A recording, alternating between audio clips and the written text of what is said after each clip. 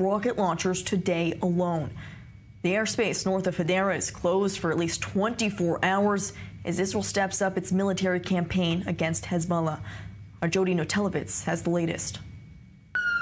Lebanon's Ministry of Health has confirmed that at least 37 people were killed in an Israeli airstrike on Beirut, which targeted senior members of the Hezbollah terror group. As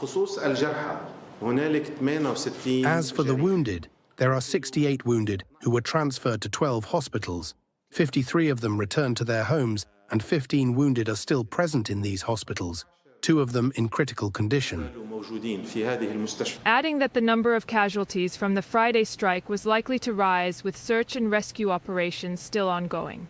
Among those killed was Hezbollah commander Ibrahim Akil, Commander Ahmed Wabi, and other senior members of the movement's Radwan Special Forces unit. According to the U.S. State Department website, Akil had a $7 million bounty on his head placed by the United States because of his connection to the deadly 1983 bombing of Marines in Lebanon. Commanders who we eliminated today have been leading attacks on the citizens of Israel since October 8th, and we're planning to carry out more at this stage. This marking the second time in less than 2 months that a leading Hezbollah military commander was targeted by Israel in Beirut. In July, the group's top military chief, Fuad Shukr, was also killed in an Israeli airstrike. Earlier this week, Israel's Minister of Defense, Yoav Gallant, announced that a new phase of war will be launched on the northern border. Our goal is to ensure the safe return of Israel's northern communities to their homes. As time goes by, Hezbollah will pay an increasing price. Meanwhile, the U.S. is trying to negotiate a deal that would see Hezbollah retreat 10 kilometers away from the border, although Washington admits that the surest way to reach such an agreement will be by first reaching a ceasefire in Gaza.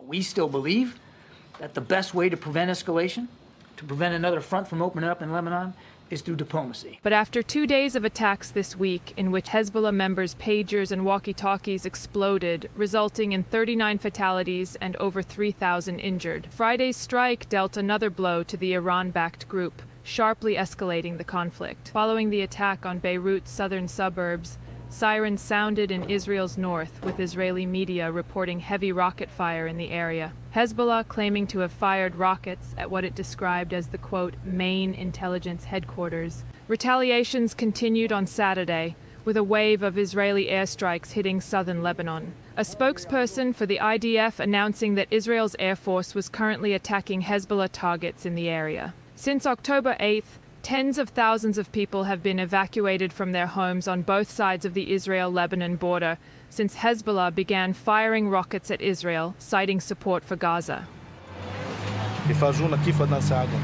Let them show us how we can help them. We are standing by them, but we want a solution. Our people shouldn't be dying this way. We don't go out, or we go out and we denounce. We're going out, we're speaking. But then what? Where are we heading? No one understands anything. What will happen tomorrow? What will happen in an hour? But we see that neither Nasrallah nor Israel will stop. We want a solution. We want to live in a peaceful homeland. With a full-scale war between Israel and the Iranian proxy group drawing closer, it remains to be seen if residents on either side will be able to return home anytime soon. For the latest out of northern Israel now, our correspondent Pierre Clochender is live in Nahariya.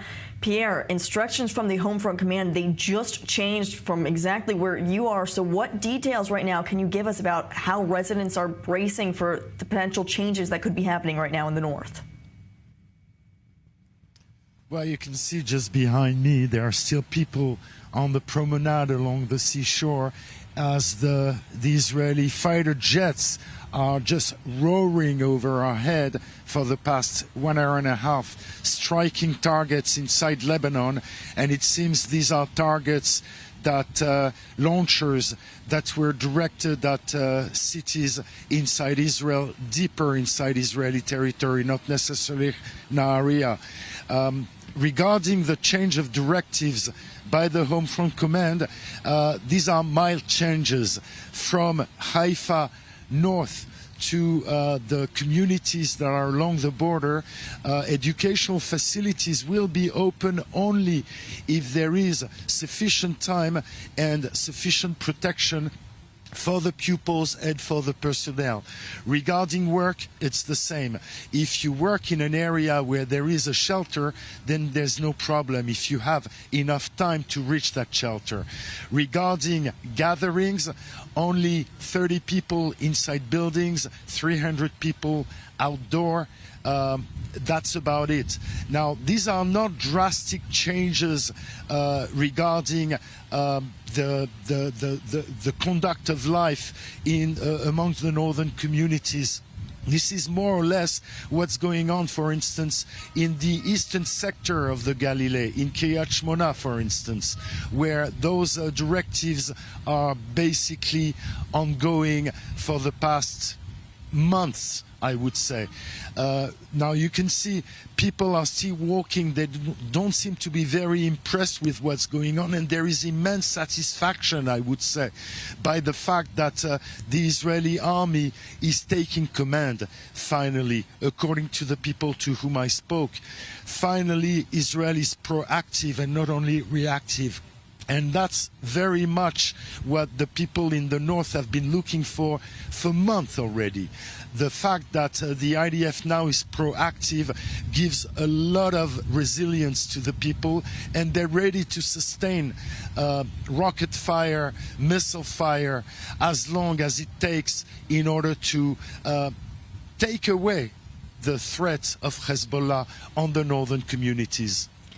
Well, we definitely see those active streets there behind you, despite those change of instructions from the Home Front Command. So, Pierre, thanks for giving us a little bit of insight into how the residents are feeling up there. Now, to continue this conversation in studio, I'm joined now by Lieutenant Colonel in Reserves Doron Avital, former commander for the IDF Special Forces, as well as international affairs analyst Dan Perry, the former Europe and Middle East editor for the Associated Press. Gentlemen, thank you for being with us this evening. Doron, I want to begin with you because we're hearing more reports out of another wave of Israeli airstrikes targeting different rocket launchers in Lebanon. Today alone, the IDF says 400 rocket launchers have been struck. Clearly, they're paving the way and diminishing some of Hezbollah's capabilities. But what type of Hezbollah capabilities do they still harness? For sure, the long missile capabilities were not executed by Hezbollah yet. I mean, if Haifa is attacked, then we are in a new ballgame. But the IDF took the initiative in some major and delivered some major blows to Hezbollah. And we know the story of the Beepers, though we didn't take any responsibility. We know this very successful attack on second in command, third in command. We don't count the chain of commands anymore. But right now we have to wait and see what kind of moves Hezbollah would do, because Hezbollah, the pressure is on Hezbollah. Basically, they are devastated, but they have to make a decision whether to try to retreat or to move forward with extending the range of their attacks. And then we are waiting with different stages of, for sure, air power, but also with ground troops waiting to see whether this would be required. Well, and right now that's the dilemma, Dan, that neither Israel or Hezbollah claim that they want to see a full-scale war. But what type of a responsibility might Hezbollah have to respond to this, and how does Israel then continue to not let this escalate into a full-scale war? Well, I'm not sure that Israel has decided, or the government has decided, that it wants a full-scale war. For sure, it wants to be seen to be doing something, because the completely reactive posture that they've adopted over the past year is politically untenable, and they were being hammered domestically over that. Second, I think they do harbor some hope of deterring Hezbollah. It's difficult to imagine Hezbollah being formally deterred. They're too radical, they're too controlled by Iran, they're too much religious fanatics, and they quite possibly are too insane. That said, one can imagine a subtle de-escalation, undeclared, where it looks like Hezbollah is ramping down and going back to a minimal viable product as regards support for the Palestinians, where it's plausibly deniable that they've abandoned their effort to spark war with Israel. No one knows which way it's going to go, and as Doron said, if Hezbollah successfully escalates by, let's say, attacking Haifa, then Israel will be forced. I think a lot of this is sort of political. Now, there's a fiction in Israel that says that, you know, the north is the same as the center and it doesn't matter but that's nonsense. I mean, individuals are the same, but the region's not the same. If they should attack Haifa with about 1 million people, metro area, or the Tel Aviv area with about 3 million, well, it's 100 times more crowded than in the north, which means it's 100 times more likely individuals will be harmed. Israel can't afford that. So Hezbollah, I think, has pushed the envelope about as far as it'll go. Israel feels it must do something, and this is the thing. But at the end of the day, you're looking at nonetheless still at a binary situation where one way to address the situation in the north is to end the war in the south, and that basically means an all-for-all deal where they get back the hostages and retreat from Gaza, leaving Hamas diminished but in power. It's hard to take, but that's the deal. And that would end the situation in the north, or to try to go all out, invade Lebanon with boots on the ground, have a active two-front war as part of their like 7-front war, and pay the price of that, which could mean massive attacks on the Israeli homeland, huge complications internationally if the world isn't with Israel, and also a violation of Israel's long-standing military doctrine that calls for short and winnable wars. I think it's important also to note that from an Israeli perspective, we have a very limited objective in the north. I say limited because some people talk about dismantling Hezbollah. This is not the aim of the IDF right now. Returning the residents to the north. Yeah, this means a buffer zone. It doesn't mean a buffer zone with the presence of soldiers, perhaps, yes, as it was before 2000 in the 80s. I myself was a paratrooper officer patrolling in those buffer zones. But to create a buffer zone that would be protected by fire all the time, making sure that Hezbollah doesn't go south of the Litani River or those 10 kilometers range or the 1701 outline. So this is our objective. And this can be achieved either by a diplomatic move in the context of what's going on right now, and some international pressure can help, or by force, by troop maneuvering in the south or whatever.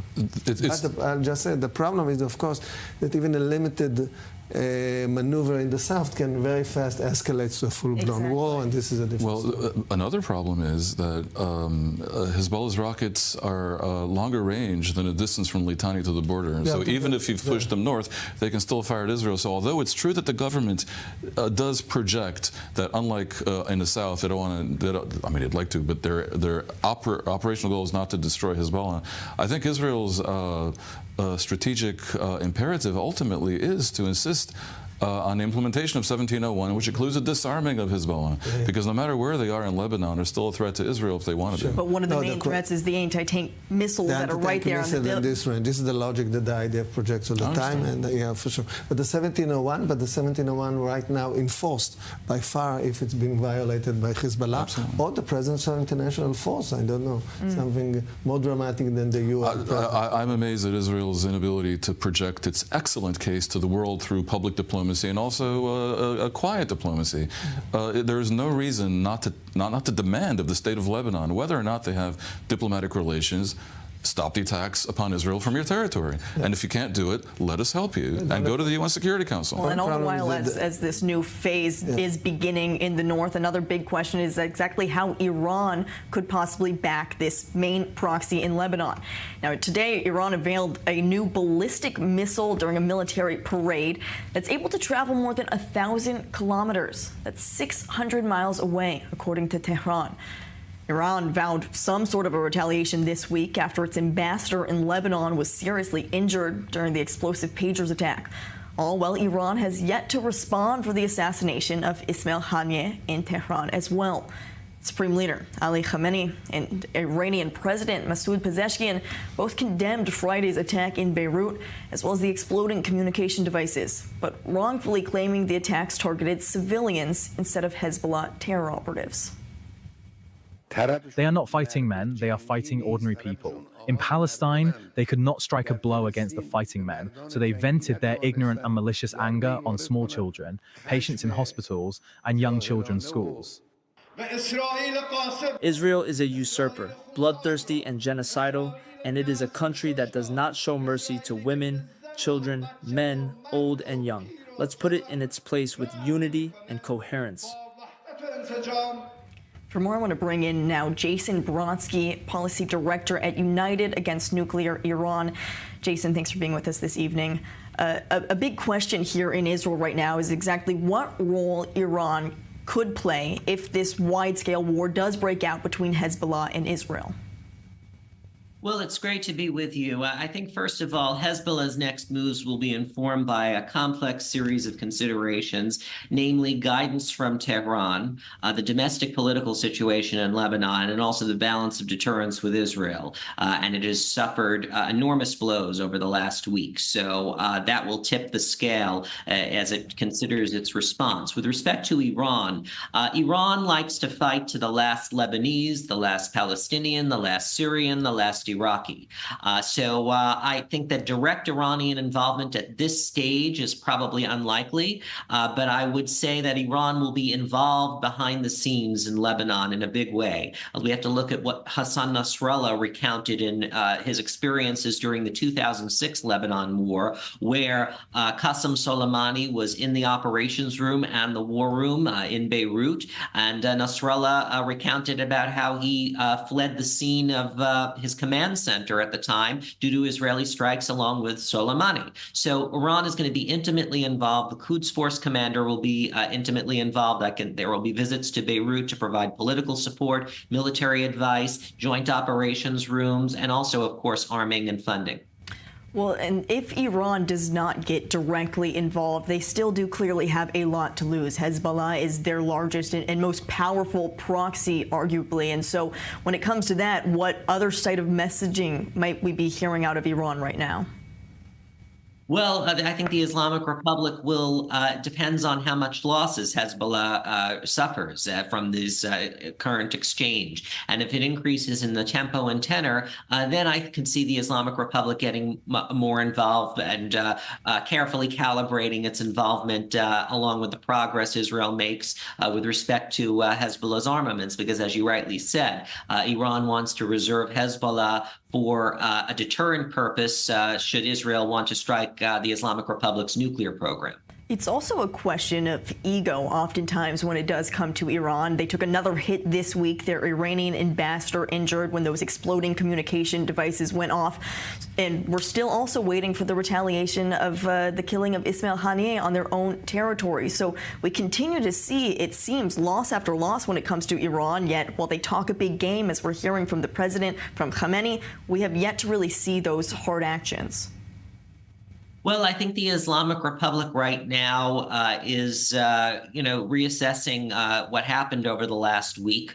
And it is absolutely possible that it will affect the timing and tenor of its much promised and long delayed retaliation for the killing of Ismail Haniyeh. I would also say that it's also a test of the IRGC's new deterrence equation, if you will. It's not just the killing of Haniyeh. Let's not forget that, as you mentioned, Iran's ambassador to Lebanon, who was an IRGC affiliate, Mojtaba Amani, was seriously injured in this attack. And so this is a real test of this new deterrence equation that the Islamic Republic has put out. And so far, it's been more bark than bite.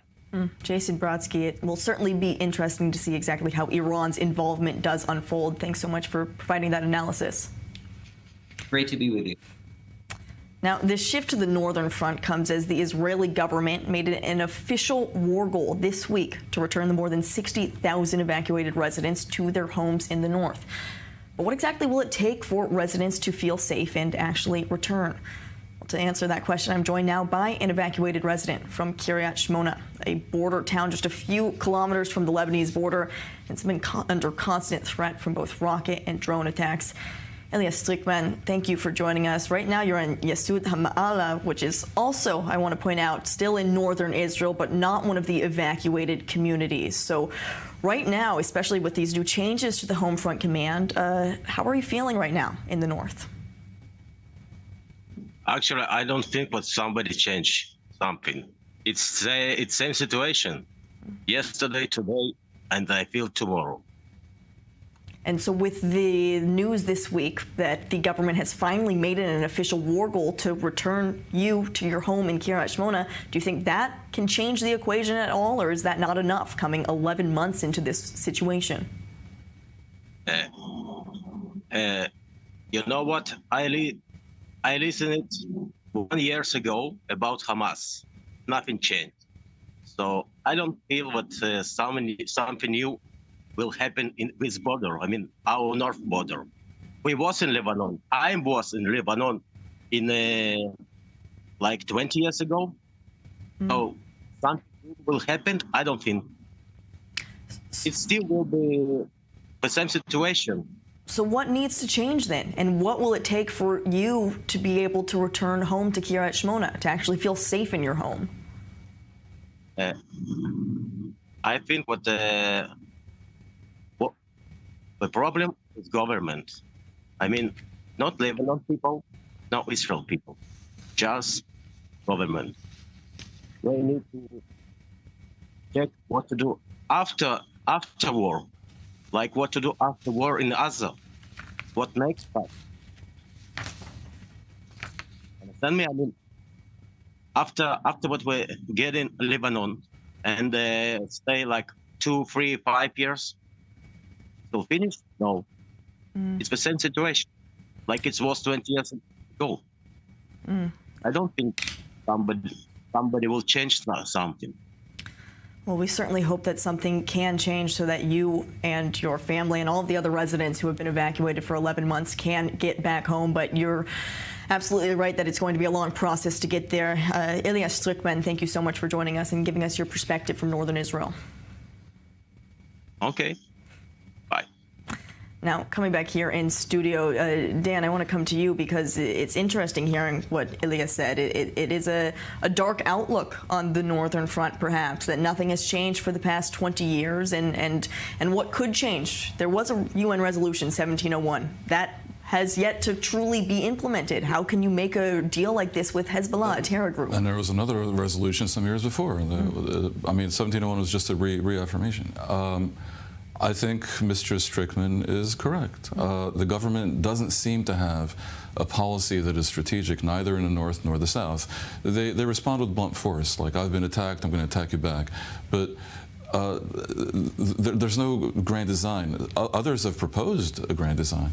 The U.S. has been making great efforts to allow Israel an exit strategy from all these wars that leads to a better strategic position where there's a military alliance with the moderate regional Sunni countries and with the West arrayed against Iran and its proxies, which would enable the world to step in and make serious demands of Lebanon, for example, vis-a-vis Hezbollah, and to actually assist. But then it looks like it's in the context of something that is not just tribes squabbling. For example, in the south, I mentioned before that the deal would involve Israel pulling out and leaving Hamas in power. But why is that? I said it's difficult to take that that's the outcome. But why is that the outcome? A year after the war started? Well, because the government, in its foolishness, has blocked any discussion of a day-after plan that would give people a vision, that would create an alternative to Hamas. Yet when it comes to a deal, Hamas has yet to accept any of these deals, even the U.S.-backed ones that the Prime Minister continues to say he has accepted. So that's still a difficult situation. I think Hamas has made clear from about November that they would return all the hostages in exchange for prisoners and for an Israeli pullout and an end to the war. None of the deals that are on the table, including Israel's own now self-denied proposal from May, actually is that. And I understand why it isn't that, because it's so difficult to contemplate after all this sacrifice, leaving and allowing Hamas to be in power in Gaza. But it would have looked different if from the beginning Israel had said, we would like to restore a different Palestinian civilian authority to Gaza, and we will work with the world to create such a thing. Let's suppose the PA is inadequate. We're going to help rejigger and improve the PA because we have a vision. All right? If they had done that, they would have retained something of the moral high ground. It would look, including within Israel, where there's tremendous domestic dissatisfaction with the war, like it's leading somewhere. Instead, where the war appears to be leading because of the government's ineptitude is either to this scenario where they pull out, get the hostages, but Hamas is still in power, degraded but standing, or a forever war with a military administration, which has already begun to be set up, and with some of the greater lunatics in the government wanting to resettle the area with Jews, creating a total binational state with a Jewish minority. It is a strategic failure of the highest order. So at this point, if you're like an Israeli or a friend of Israel or the U.S. administration, and you see that Israel's basically blocking its own path to victory, you have to say, well, cut your losses. Get back the hostages and live to fight another day. Hamas will provoke you again. Well, but right now, this may be a better route out. About the hostages, we're going to bring our viewers a live update from some of those demonstrations that are taking place right now in Tel Aviv, asking for just what you're talking about, Dan. And so, Daron, I want your perspective. That's all when we come back from a quick break. So for everyone watching, make sure you stay with us, and we'll be continuing this discussion when we're back here on The Rundown.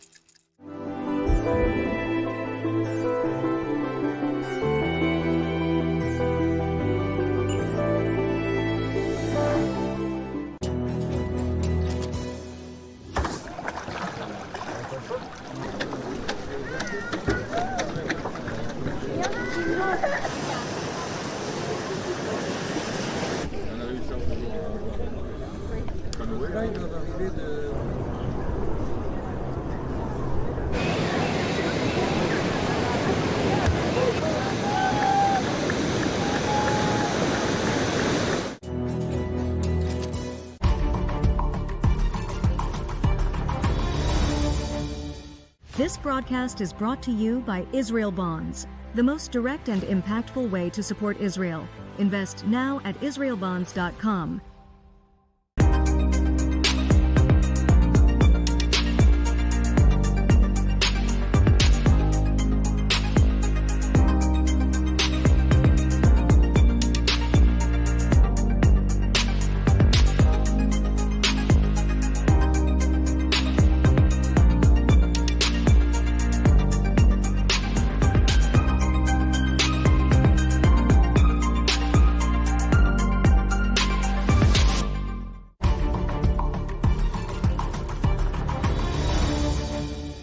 This broadcast is brought to you by Israel Bonds, the most direct and impactful way to support Israel.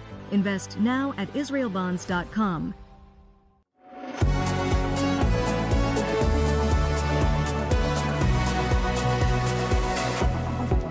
Welcome back to The Rundown.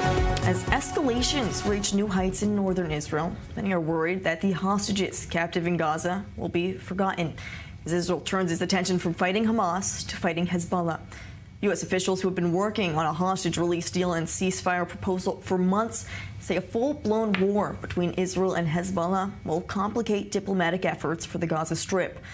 Well, tonight's weekly protest from the Hostages and Families Forum is under the theme Almost a Year, Neglected, Forsaken, as thousands rally across the country to bring the hostages home. Our correspondent Robert Swift joins us live now from the main demonstration in Tel Aviv. Robert, this evening there are some fears that the war in the north could divert these efforts to bring the hostages home. So what are you hearing out there on the streets of Tel Aviv tonight?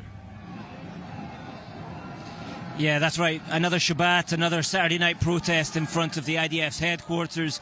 Now, the atmosphere here is similar to what we've seen in previous weeks. The numbers are about the same as they were last week. During the weekends, the crowds do tend to swell above the small numbers that are seen here protesting on a daily basis. But like you say, events taking place here in Tel Aviv and the protests that have taken place in other population centres around Israel, they have had some of their momentum stolen by events taking place in the north of the country. 2-3 weeks ago, when the 6 hostages were killed in Gaza, we saw an upswelling of these protests, but it does feel that some of that momentum has been taken from the protest. Now, I'm going to step aside so that my cameraman Alon can show you a bit of what's taking place behind us. There was, just a moment ago, a fire was lit right in front of the stage where we're filming from. The crowd is now quite a bit smaller than it was even 20 minutes ago. The main events were a series of speeches given by many of the family members of hostages still held inside Gaza. You may be able to see some of the smoke there in the street. That looks to me to be from flares, but there was at that same location a bonfire lit just immediately after the finishing of the speeches. There was a reading out of the names of each of the hostages still held inside Gaza, followed by a singing of Hatikva, Israel's national anthem, before that bonfire was lit. That was then the end of the event, and quite quickly people seemed to thin out and make their way home, because these events have become fairly routine. We do see that remnant of that fire still burning there, the ash in the streets of Tel Aviv. Robert Swift, thank you for bringing us that update from the demonstration tonight.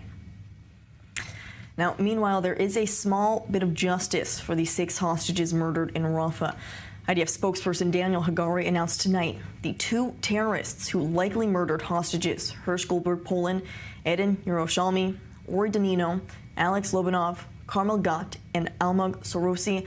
These 2 terrorists were killed by Israeli forces after coming out of a tunnel in the Tel Sultan area. The IDF is now investigating exactly how they were involved in these murders.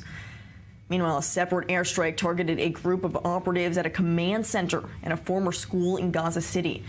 The Hamas-run Gazan Health Ministry claims at least 22 people were killed in the strike, while the IDF says it took steps to limit harm to civilians, all while Hamas systemically uses civilian sites for terror activities. Another example of this is Hamas looting humanitarian aid. The military released this video that shows gunmen climbing onto a humanitarian aid truck in Rafah, stealing the aid before it can be distributed to civilians. Well, coming back in studio, I'm still joined by Dan Perry and Doron Avital. Doron, a main question right now is, if the focus does switch to the north after a year of fighting nearly, what happens in Gaza? What does this continued fighting look like on the ground inside Gaza? So we still have a brigade operating in Gaza. We work on the perimeters, and we are holding the Philadelphia corridor and the Netzarim corridor. And following intelligence, we are succeeding to eliminate terrorists and weapon ricochet if they are left. But of course, the main thing is the hostage deal, and when the focus is shifting north and the prospect of a deal look a little bit, the prospect look dim, you can feel the frustration in the street of the families and the public, the Israeli public. Had we lost a few opportunities on the way? Perhaps. I think what we were hoping is that the U.S. would come out with the moderators with some kind of a deal that would be a sort of a take it or leave it deal, perhaps cutting the stages, whatever it would mean in the end of the war in whatever capacity, or prolonged ceasefire.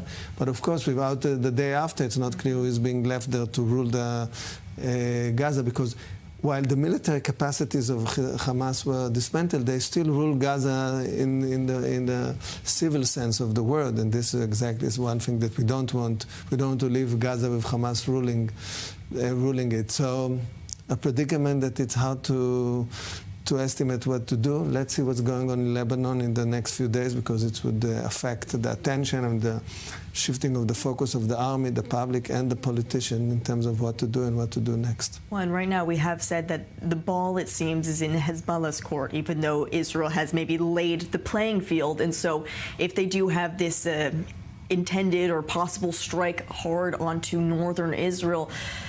Then exactly when we're talking about the chances of a deal, chances of a ceasefire in Gaza, how could the international community look at this escalation? Because it's still on Hezbollah that's making, quote unquote, the first move when it comes to the north and diverting the attention.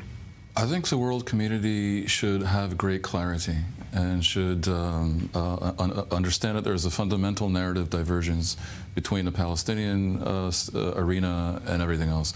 In the Palestinian arena, the world is a little bit tired of Israel and the Palestinians and views them as squabbling tribes. And it's difficult to say that one side or the other is totally right. Hamas is satanic and diabolical, but the Palestinians themselves may be incompetent at negotiating independence for themselves over the decades, but they have a legitimate grievance against Israel. Hezbollah does not, and Lebanon does not, and Yemen does not, and the Houthis do not, and Iran does not. And the world, I have felt for some time, should lay down the law with these miscreant regimes and proxies and basically tolerate nothing and be willing to put muscle behind it and not let it just be Israel's problem. And by the way, letting this just be Israel's problem is a particularly dangerous maneuver when Israel's government is problematic. It's a government that most of Israel, I think, doesn't trust to prosecute the war in a way that is free of political shenanigans. And so we have a very dangerous cocktail here, and I would hope the world would get more involved and specifically make demands of Lebanon and of Iran. And when I say Lebanon, I know they're hapless, but they need to own up to their haplessness and say, look, people, we can't control Hezbollah, we want help. And maybe then the world will help them. Now, I'm very well aware that the common wisdom in the world right now is that the West, and the U.S. in particular, have war weariness after the unsuccessful forays into Iraq and Afghanistan, and there's no way they'd risk a third. I'm not so sure, because they also don't want to risk a nuclear Iran lording it over the entire planet as a central part of the axis of resistance / evil. Under these shared threats. Doron, do you think, though, that the United States, who has for 11 months truly warned Israel against fully going into Lebanon, against this widespread war. However, we did hear also this week from the United States, congratulations, so to say, of going after the Hezbollah commander, Ibrahim Akil. Sure. I mean, he's blamed, we've been discussing it, there was a terrible, in the 80s when we were there in Beirut, this terrible attack in which I think 240 Marine soldiers got... He has a $7 million U.S. bounty on their hand. Israel's the one who eliminated him. Yeah, we see eye to eye about this attack. This was a very successful attack, hitting a few division commanders of the Radwan force, great achievement from a military perspective. Now, I think because we are not rushing into ground maneuvering in Lebanon, and we wait to see what Hezbollah would do and then act. This is a smart move on our behalf, because if we'll have to act, I think we'll have the U.S. behind us. But in terms of a strategic vision, it's very important for the Israelis to understand that we live in a sort of a coalition game, and we have to also respect our coalition partners, the U.S., the Europeans, and so on, that help us against the Houthis and so on. And with this perspective, I think the Biden doctrine or whatever, or the second floor of the Abraham Accord, whatever you call it, this normalization of Saudi Arabia, opening up some prospect to the Palestinians, this is the only strategic horizon that exists. And after the election in the U.S., I hope Israel would wake up to understand how it's been helped by its coalition partners, how can it help its coalition partner, and be a constructive players in creating a different Middle East. I have some hope that in the interregnum between the war, between the election, between November 6th, the day after the election, and January 21st, the U.S. leadership will be completely free of political concerns, and maybe at that point some serious revisionism can happen in what has hitherto been its rather hapless and reactive approach towards Middle Eastern miscreants. I'll add this, though. Israel, because the right-wing government of Israel is at such loggerheads with the world, they tend to have indifference about diplomacy. Like, they think everyone is against them. And they have a little bit infected the people of Israel with that defensive mindset. And I'm here to say it's not true. Israel, in the grand scheme of things, if you divorce Israel from its entanglement in the West Bank and current disaster area in Gaza, Israel proper, vis-a-vis the region, has a real chance to be accepted as a positive player in the region and the world. And indifference towards this is wrong. And also the ingratitude the government is displaying towards the U.S., without which it could not do the war in Gaza, is foolishness. Because if it goes into Lebanon, it will need U.S. support. And one thing that has to be said in this regard is they must not project indifference to civilian lives in Lebanon. They have to make sure, way beyond the call of duty even, they have to make maximally sure that Lebanese civilians are spared for two reasons. One, they can't afford for the world to think about Lebanon what they're currently thinking so many people about Gaza. And two, the future for Israel, if there's a good future in Israel, it goes through peace with Lebanon. And the people of Lebanon have real potential within them to be friendly towards Israel, most of them for sure. And that must not be sacrificed on the altar of fighting Hezbollah. You say we need the U.S. support if we do have this full-scale war with Hezbollah in Lebanon. What type of U.S. support are we talking about, First of all, in the international arena, you need the support, legitimation. Of course, but is it words? Is it words of affirmation? No, but also ammunition, all other things, of course, intelligence, whatever, deterrence against Iran. Of course, this is a coalition game. Israelis didn't get it fully, I think. And a veto at the Security Council. Exactly. Yeah, I mean, without that, the road is very short towards economic sanctions and maybe even arms embargo. I think the most important, every military man will tell you that the most important thing in the battlefield is momentum. But momentum is also important in diplomacy and moving the wheels forward. And the idea of us containing ourselves, defending ourselves, closing ourselves with fences, it didn't work in the 7th of October, it wouldn't work in the next phase. So momentum, diplomacy, and in the battlefield, and we have to wake up to a new mode of taking initiative in all those fields. Doron, you've been inside Lebanon. You have fought in these wars. Yeah. You've patrolled the blue line. Right now, as things seem to be possibly boiling over, as you mentioned, there are troops possibly preparing to go into Lebanon. What would be your advice to those troops after being in there yourself? First of all, the commander of the North is an ex-soldier of mine, Ori Gordon. He grew up from the ranks under my command, and I trust him. He's a smart guy, and also a smart Herzi. Herzi, the chief of staff, was also a deputy of mine.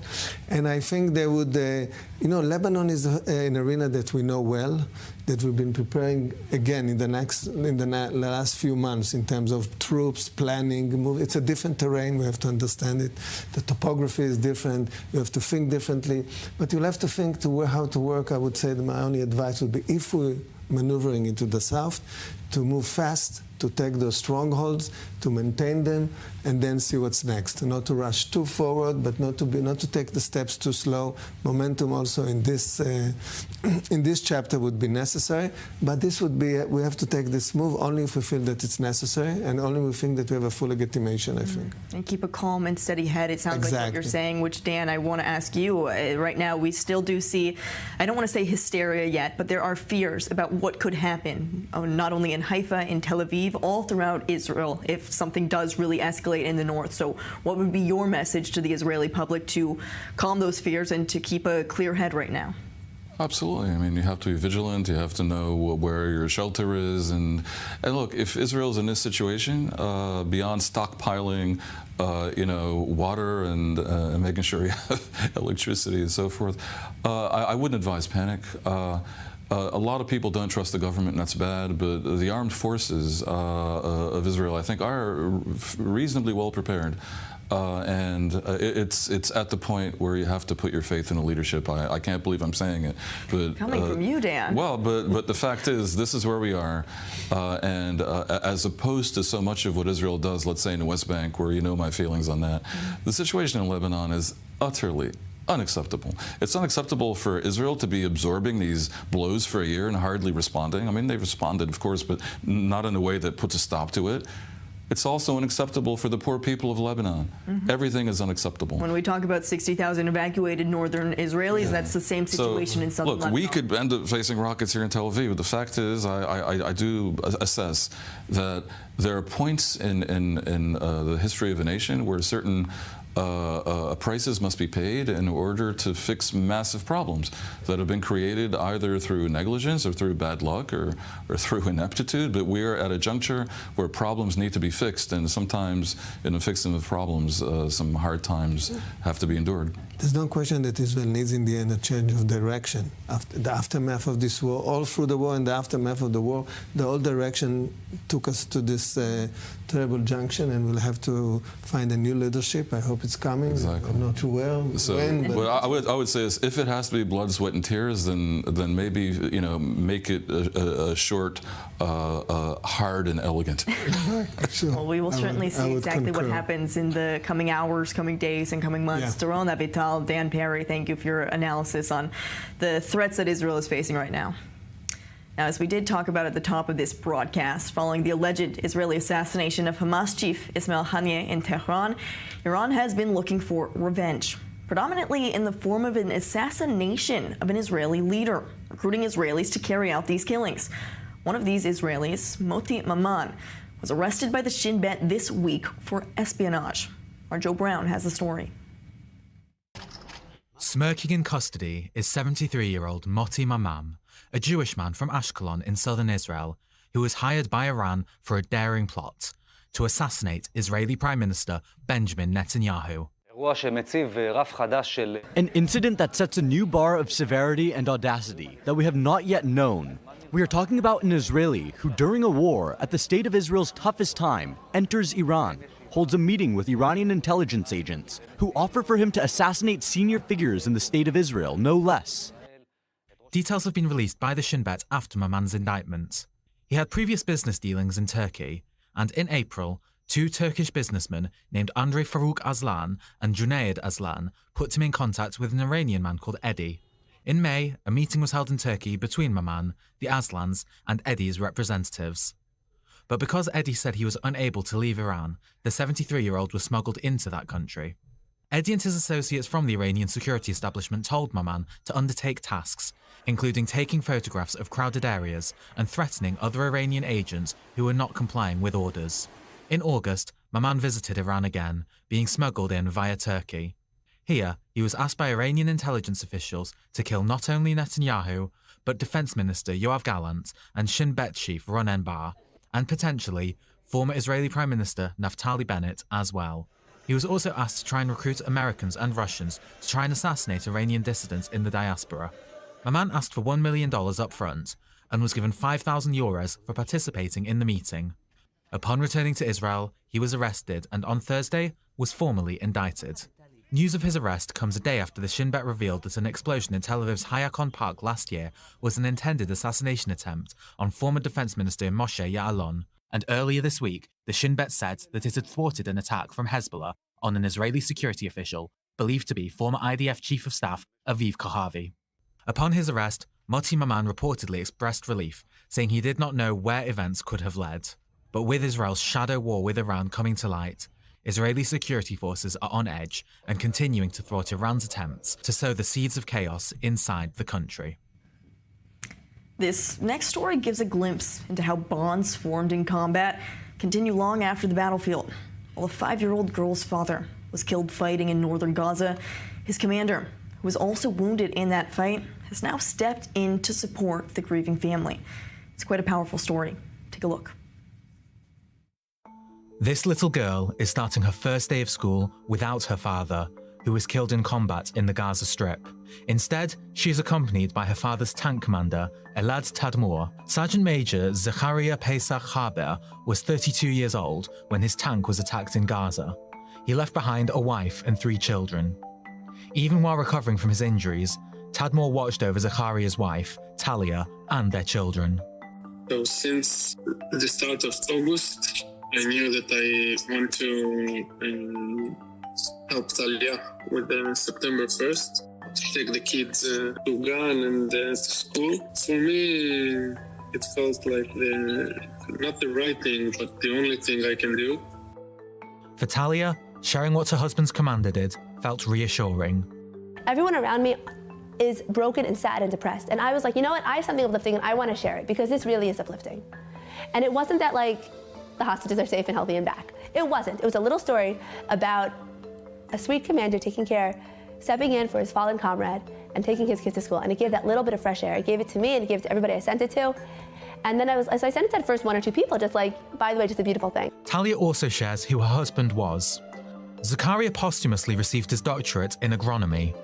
He loved painting and writing songs, such as this one that celebrates the holiday of Shavuot.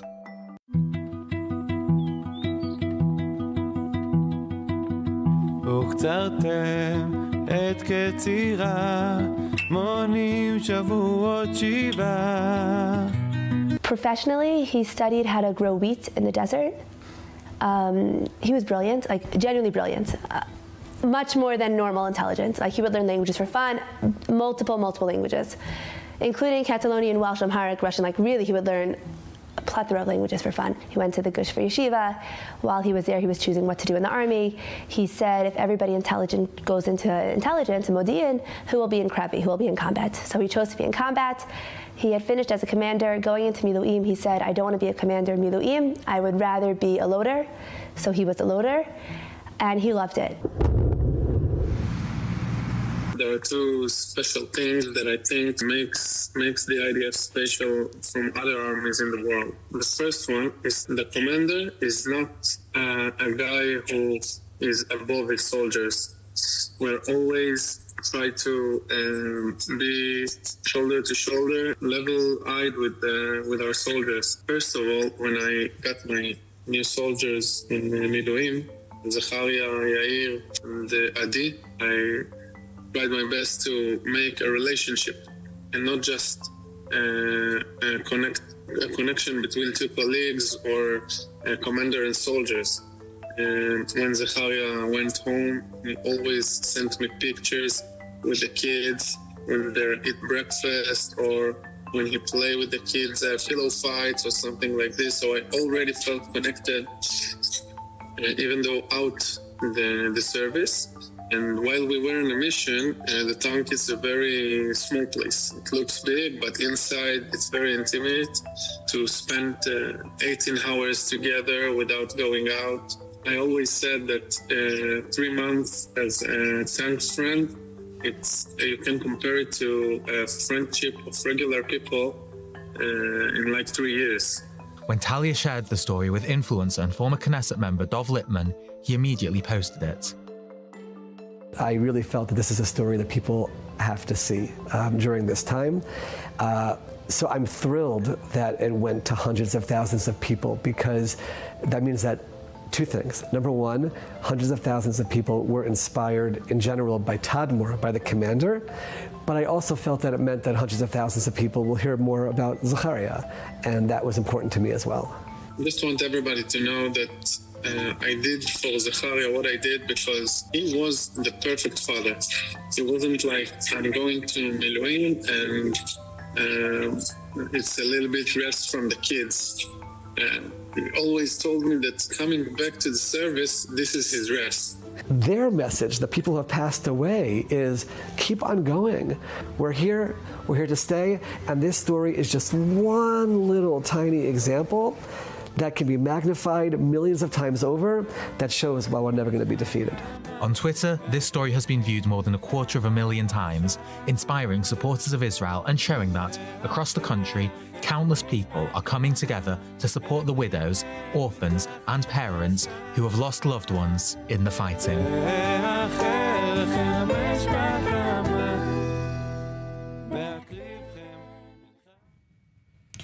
Now, before we end our broadcast, I want to remind you of our top story this evening, a potential war with Hezbollah. Prime Minister Benjamin Netanyahu is set to meet with different ministers and security officials this evening at the IDF headquarters to hold a security assessment and situational assessment. This comes about an hour after we heard from the IDF spokesperson, Rear Admiral Daniel Hagari, that instructions to the Home Front Command have changed for residents in the north, that being Haifa and northwards, limiting some of the gatherings. School and work is still allowed to take place as long as a shelter is nearby.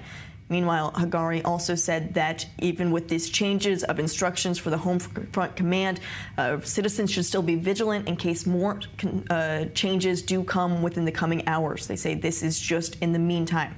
And this comes as it's been one of the most difficult weeks for the Iranian-backed proxy Hezbollah since its establishment, with dozens of operatives killed in 2 consecutive days of exploding communication devices, as well as thousands more injured, plus top military leaders killed in an airstrike in Beirut. So Israel is preparing for a possible escalation or retaliation. Even the Air Force right now is on the highest level of readiness for whatever Hezbollah has in store. You can always head to i24news.tv for more updates on these developing stories. I'm Nicole Zedek. Thanks for tuning in.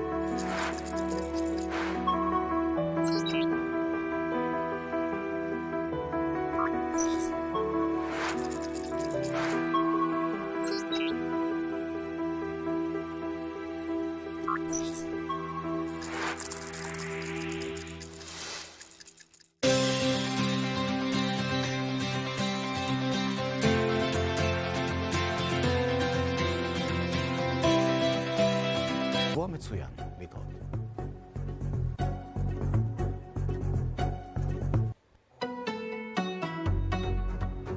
שלום לכם, שבוע טוב וערב טוב, אנחנו הערביסטים. במוצאי שבת, לא רק שאנחנו מסכמים לכם את השבוע, אנחנו מדברים על כל חלקי המזרח התיכון, ובערבית, שפת השכונה. והשבוע אין מה לעשות, זו שיחת השכונה. הביפרים ומכשירי הקשר שמפוצצים את המותניים של פעילי החיזבאללה.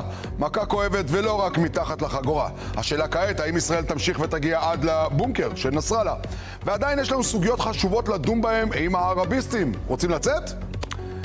הפלסטינים רוצים להגר. ההגירה משטחי יהודה ושומרון ועזה היא נושא מאוד רגיש. לא רק שם, אלא גם כאן בישראל. אבל אנחנו נפתח את הנושא הזה, והפלסטינים, מסתבר, יותר מכל צעירי מדינות ערב מבקשים להגר. כמובן, מעזה הרוסה, מהגרים, וגם ישנה השגירה השקטה מרמאללה וג'נין. כן, כן. צעירים פלסטינים מבינים עט שבחוץ לארץ הייאוש יותר נוח, ואפילו תוך כדי קרבות. רגע אחרי הפציעה, זה מה שיש לפצוע הזה להגיד.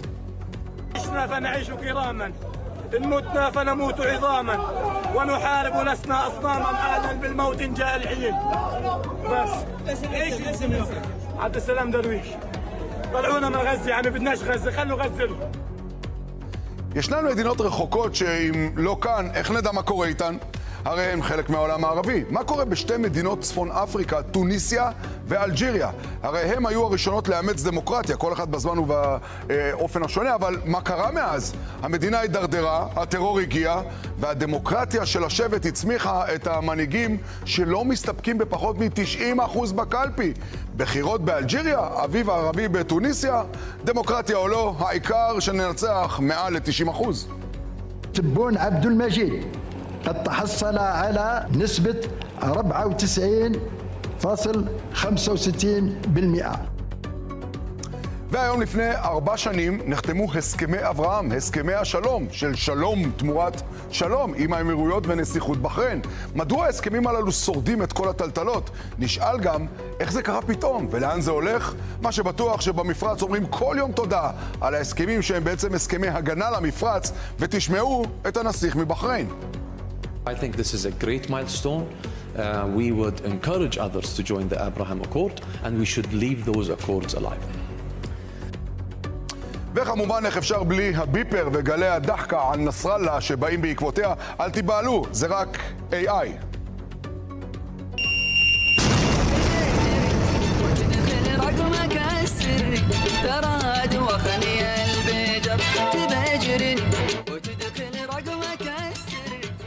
ופינה חדשה בערביסטים, המדריך לאיראן עם אליהו יוסיאן. ננסה להכיר את איראן לעומק, את ההרכב הפנימי, את המתח בין העדות, את הסימנים שמבדילים בין הקיצונים לרפורמיסטים.